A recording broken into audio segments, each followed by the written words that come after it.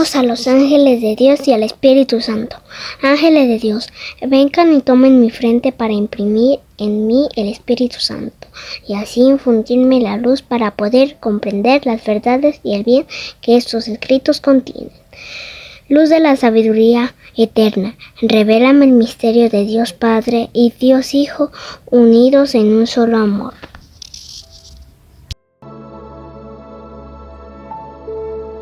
Segundo libro de los Macabeos, capítulo 13. El año 149, los hombres de Judá se enteraron de que Antíoco Eupator avanzaba contra Judea con un ejército numeroso, y que con él venía Lisias, su tutor y encargado de los asuntos de Estado. Ambos conducían un ejército griego de 110.000 soldados, 5.300 jinetes, 22 elefantes y 300 carros armados de cuchillas. También se unió a ellos Menelao, el cual, con toda mala intención, trataba de ganarse a Antíoco, no para salvar a su patria, sino para ser restablecido en su cargo. Pero el rey de los reyes provocó la indignación de Antíoco contra aquel criminal, porque Lisias le hizo ver que aquel hombre era el causante de todos los males.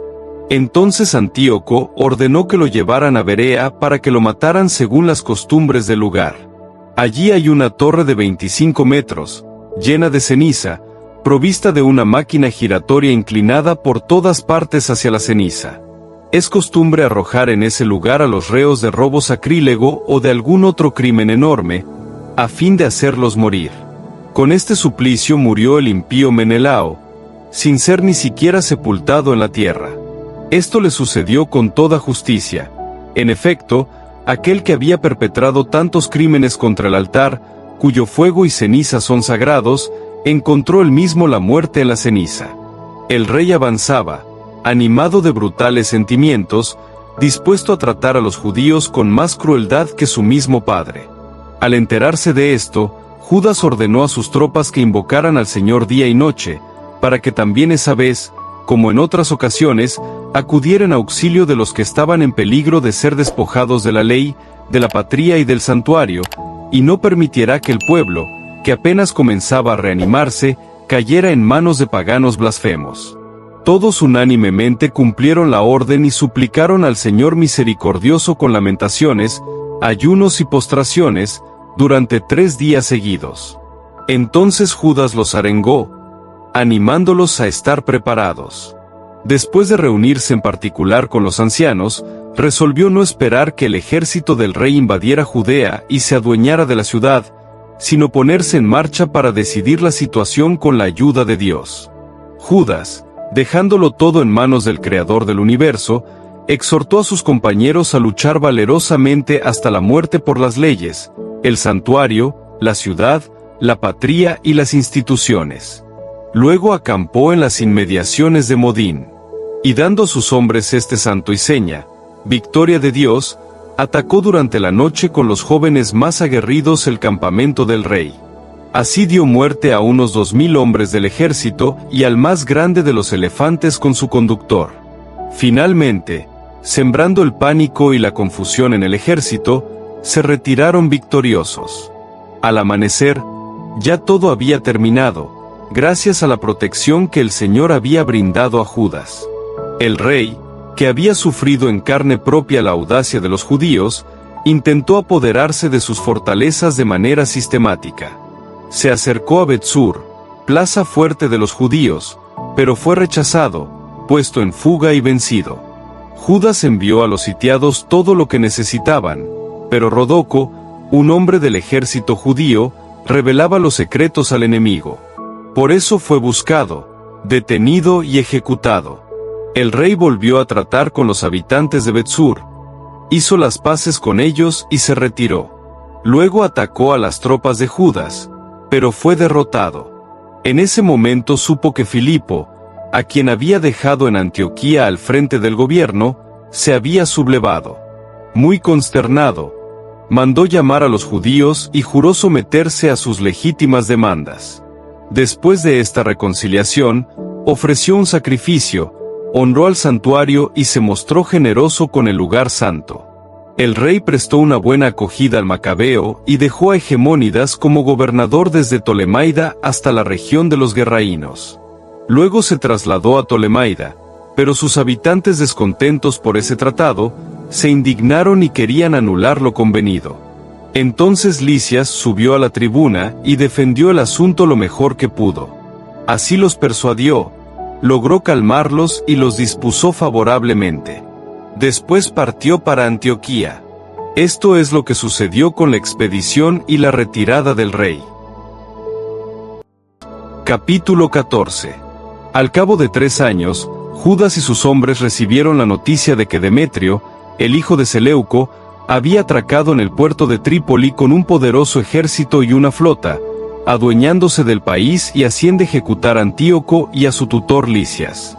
Un cierto Álcimo, que antes había sido sumo sacerdote, pero que se había contaminado voluntariamente en el tiempo de la ruptura con el paganismo, comprendiendo que él ya no podía rehabilitarse ni acceder al altar sagrado, fue a ver al rey Demetrio hacia el año 151, y le obsequió una corona de oro y una palma, además de los acostumbrados ramos de olivo del templo. Y aquel día, se contentó con eso. Pero le encontró una ocasión propicia para sus perversos designios, cuando Demetrio lo convocó ante el consejo, y lo consultó acerca de las actitudes y planes de los judíos. Álcimo respondió: los judíos llamados asideos, capitaneados por Judas Macabeo, fomentan la guerra y las sediciones, y no dejan que el reino viva en paz. Debido a eso, aunque he sido despojado de la dignidad heredada de mis antepasados, me refiero al sumo sacerdocio, he venido aquí, en primer lugar, sinceramente preocupado por los intereses del rey, y en segundo lugar, por consideración hacia mis compatriotas. A causa de la conducta irreflexiva de los hombres ya mencionados, toda nuestra nación padece no pocos infortunios. Por eso, ya que tú eres el rey, una vez que te informes detalladamente de todo esto, vela por nuestro país y nuestra nación amenazados por todas partes, de acuerdo con los sentimientos humanitarios que demuestras hacia todos. Ciertamente, mientras Judas viva, es imposible que el Estado goce de paz. Apenas Álcimo pronunció estas palabras, los demás amigos del rey que eran hostiles a Judas, se apresuraron a incitar aún más a Demetrio. Este designó inmediatamente Nicanor, que dirigía la tropa de los elefantes, lo nombró gobernador de Judea, y lo envió con la orden de matar a Judas y dispersar a sus partidarios, restableciendo a Álcimo como sumo sacerdote del templo más excelso. Los paganos que habían huido de Judea por temor a Judas, se unieron en masa a Nicanor, pensando que los infortunios y las derrotas de los judíos serían sus propias victorias. Cuando los judíos se enteraron de la expedición de Nicanor y de la invasión de los paganos, se cubrieron de polvo y suplicaron a aquel que había establecido a su pueblo para siempre y nunca dejaba de proteger a su propia herencia en forma bien visible. Bajo la orden de su jefe, partieron inmediatamente de allí y se trabaron en lucha con ellos junto al poblado de Dessau. Simón, el hermano de Judas, había entrado en combate con Nicanor, pero sufrió un ligero revés a causa del ataque sorpresivo de los enemigos. Nicanor, enterado de la audacia de los hombres de Judas y del valor con que defendían a su patria, temió definir la situación de una manera sangrienta. Por eso envió a Posidonio, Teodoto y Matatías para concertar la paz. Después de un detenido examen de la propuesta, el jefe la comunicó a las tropas, y por decisión unánime aceptaron el tratado. Se fijó un día en que los jefes se reunirían a solas en un lugar determinado. Se puso una tarima de cada lado y se prepararon asientos. Judas distribuyó a algunos hombres armados en puntos estratégicos, por si se producía inesperadamente algún ataque a traición por parte de los enemigos. Sin embargo, la entrevista se realizó normalmente. Nicanor vivía en Jerusalén sin molestar a nadie. Incluso, licenció a las tropas que se le habían incorporado en masa. Se veía constantemente con Judas y sentía por él un sincero aprecio. Le aconsejó que se casara y que tuviera hijos. Judas se casó y vivió tranquilamente, disfrutando de la vida. Cuando Álcimo vio la comprensión que reinaba entre ellos, consiguió una copia del pacto celebrado y se presentó ante Demetrio, diciéndole que Nicanor abrigaba sentimientos contrarios a los intereses del Estado, ya que había nombrado lugarteniente suyo a Judas, el rival de su reino. El rey se puso fuera de sí, y excitado por las calumnias de ese miserable, escribió a Nicanor, manifestándole su disgusto por el acuerdo y ordenándole que le mandara inmediatamente preso a Antioquía al Macabeo. Cuando Nicanor recibió la noticia, quedó desconcertado, porque le indignaba romper el acuerdo sin que aquel hombre hubiera cometido ninguna injusticia. Pero como no era posible oponerse al rey, buscaba la ocasión favorable para cumplir la orden valiéndose de alguna estratagema.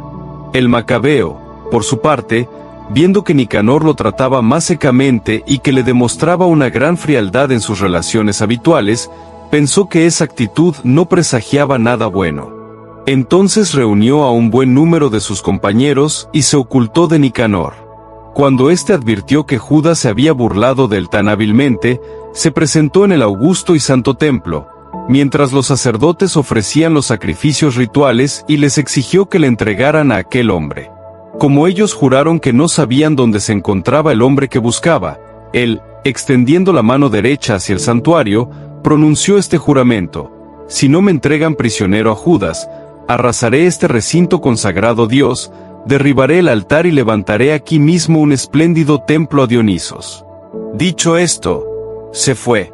Los sacerdotes, con las manos extendidas hacia el cielo, invocaron a aquel que había combatido incesantemente en favor de nuestra nación, diciendo: tú, Señor de todas las cosas, que no necesitas de nada, has querido que el santuario donde tú habitas estuviera en medio de nosotros. Por eso ahora, Señor Santo, lleno de toda santidad, preserva para siempre de toda profanación esta casa recién purificada. Un tal Rasís, uno de los ancianos de Jerusalén, buen patriota, sumamente estimado y llamado por su bondad padre de los judíos, fue denunciado a Nicanor. Él, en los primeros tiempos de la ruptura con el paganismo, había abrazado la causa del judaísmo, entregándose a ella en cuerpo y alma, con una gran entereza. Nicanor, queriendo poner en evidencia la hostilidad que profesaba contra los judíos, envió más de 500 soldados para detenerlo, porque le parecía que, tomándolo prisionero, ocasionaba un gran perjuicio a los judíos. Cuando las tropas estaban a punto de ocupar la torre, forzando la puerta de entrada y dando órdenes de traer fuego e incendiar las puertas, Rasís, acorralado por todas partes, se arrojó sobre su espada. Él prefirió morir noblemente, antes que caer en manos de aquellos desalmados y soportar ultrajes indignos de su nobleza. Pero, por lo precipitado del ataque, no acertó el golpe, y como las tropas ya se abrían paso a través de las puertas, subió valerosamente a lo alto del muro y se arrojó con intrepidez sobre la multitud. Esta retrocedió a una cierta distancia, y él cayó en medio del espacio vacío. Estando aún con vida, lleno de ardor, se incorporó sangrando copiosamente, y a pesar de sus graves heridas, pasó corriendo por entre las tropas y se paró sobre una roca escarpada. Cuando ya estaba completamente exangüe, se arrancó las entrañas, y tomándolas con ambas manos, las arrojó contra aquella gente. Así, invocando al Señor de la vida y del Espíritu para que un día se las devolviera, murió aquel hombre. Cantar de los Cantares, capítulo 6. ¿A dónde se ha ido tu amado? Tú, la más hermosa de las mujeres. ¿A dónde se dirigió tu amado para que lo busquemos contigo? Mi amado ha bajado a su jardín, a los canteros perfumados, para apacentar su rebaño en los jardines para recoger lirios. Mi amado es para mí, y yo soy para mi amado, que apacienta su rebaño entre los lirios. Eres bella, amiga mía, como Tirzá, hermosa como Jerusalén. Aparta de mí tus ojos, porque me fascinan. Tus cabellos son un rebaño de cabras que bajan por las laderas de Galad. Tus dientes, como un rebaño de ovejas que acaban de bañarse.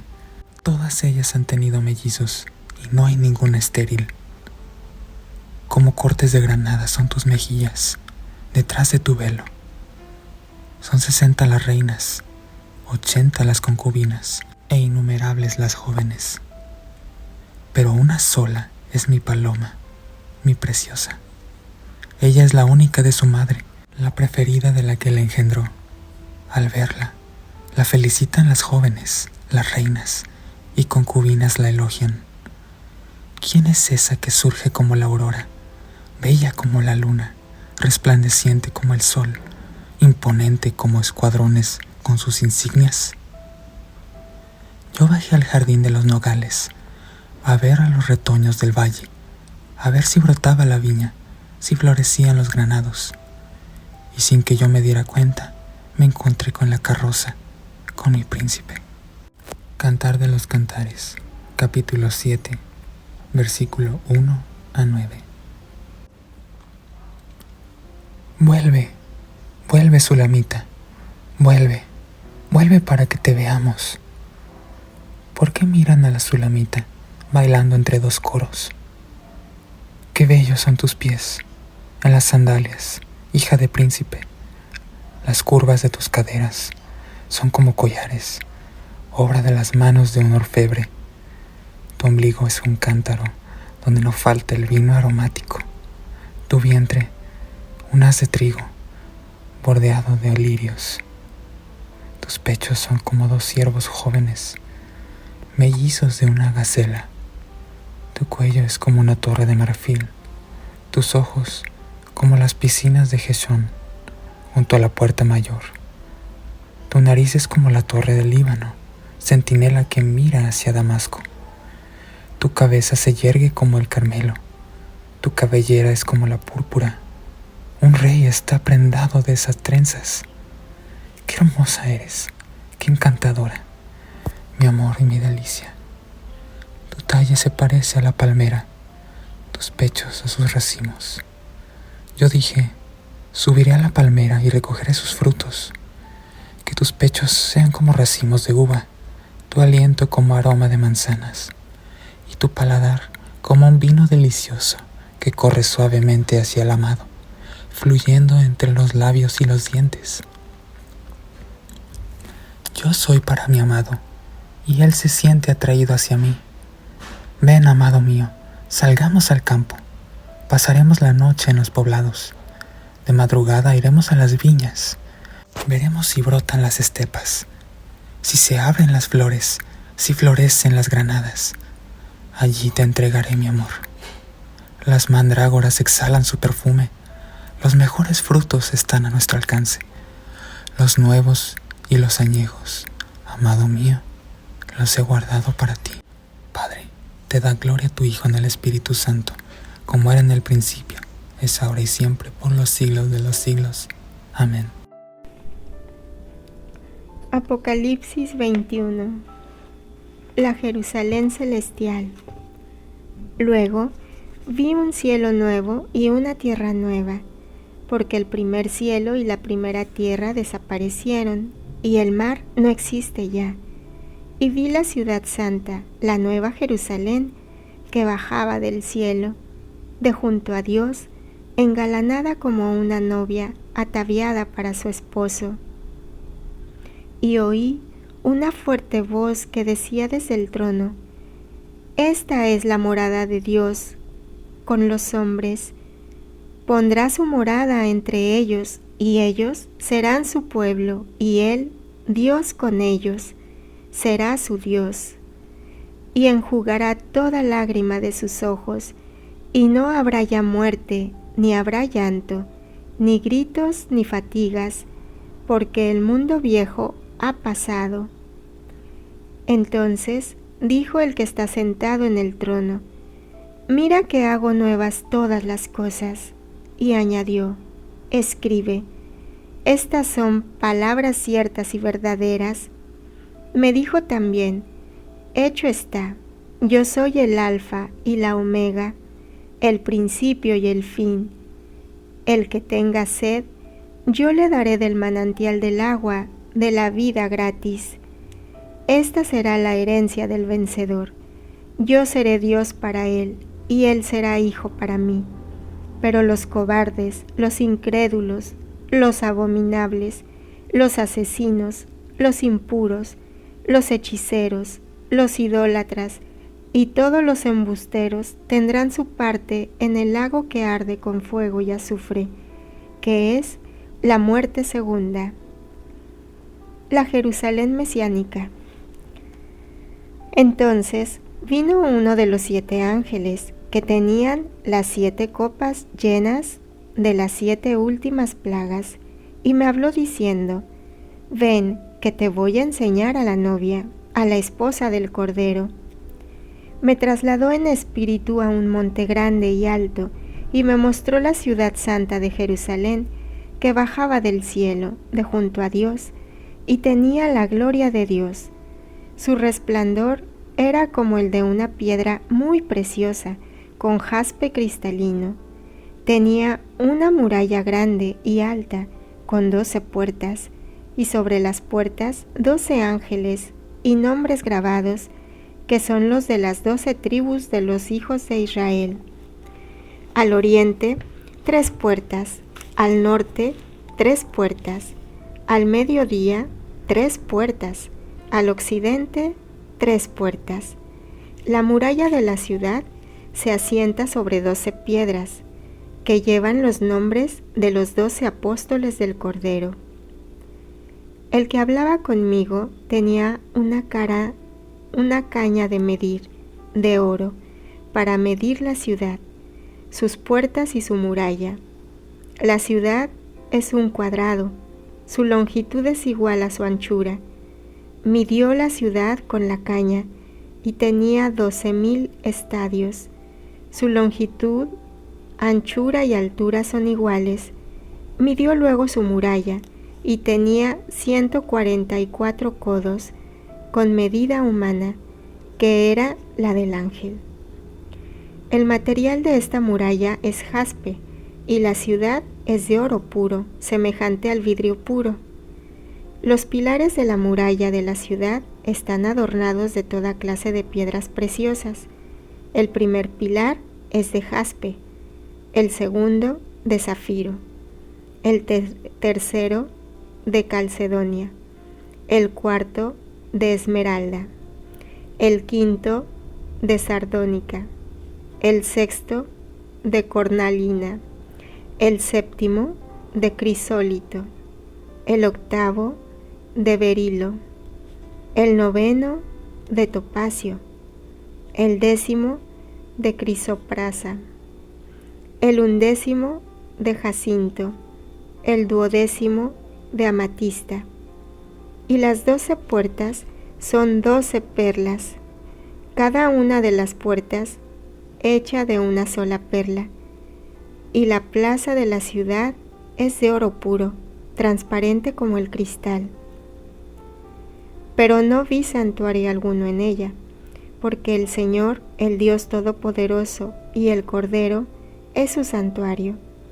La ciudad no necesita ni de sol ni de luna que la alumbre, porque la ilumina la gloria de Dios, y su lámpara es el Cordero. Las naciones caminarán a su luz, y los reyes de la tierra irán a llevarle su esplendor. Sus puertas no se cerrarán con el día, porque allí no habrá noche, y traerán a ella el esplendor y los tesoros de las naciones. Nada profano entrará en ella, ni los que cometen abominación y mentira, sino solamente los inscritos en el libro de la vida del Cordero. Palabra del Señor. Gloria a ti, Señor Jesús. Reflexión. Día 364. En la penúltima escena del Apocalipsis, San Juan ve un cielo nuevo y una tierra nueva. La mayoría de la gente olvida este detalle y, pasándolo por alto, entiende mal dónde pasaremos gran parte de la vida eterna. De hecho, la imaginación popular piensa en gran parte que al final seremos arrebatados al cielo y que dejaremos la tierra para siempre. Muchos pueden quedar sorprendidos por lo que Juan ve al final. El cielo descendió sobre la tierra. Vi también la ciudad santa, la nueva Jerusalén que bajaba del cielo de parte de Dios, ataviada como una novia que se engalana para su esposo. Para subrayar este punto, Dios declara: Esta es la morada de Dios con los hombres. La segunda venida es como la primera. Dios viene a nosotros. La tierra importa y seguirá siendo nuestro hogar. Al mismo tiempo, se realizará una importante renovación, como Dios declara: mira, hago nuevas todas las cosas. En la tierra renovada no hay lugar para el mal, y por lo tanto Dios enjugará toda lágrima de sus ojos, y no habrá ya muerte, ni llanto, ni lamento, ni dolor, porque todo lo anterior ya pasó. Están impresas profundamente estas palabras e imágenes llenas de esperanza en tu imaginación y en tu corazón.